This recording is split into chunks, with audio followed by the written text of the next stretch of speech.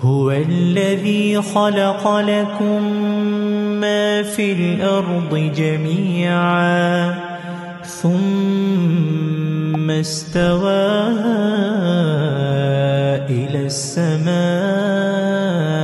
فسواهن 7 سماوات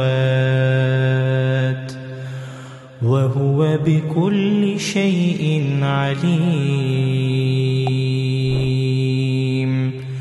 তিনি পৃথিবীর সবকিছু তোমাদের জন্য সৃষ্টি করিয়াছেন, তৎপর তিনি আকাশের দিকে মনোসংযোগ করেন এবং উহাকে সপ্ত আকাশে বিন্যস্ত করেন।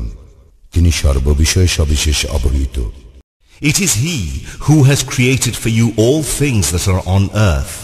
Moreover, His design comprehended the heavens, for He gave order and perfection to the 7 firmaments, and of all things He has perfect knowledge.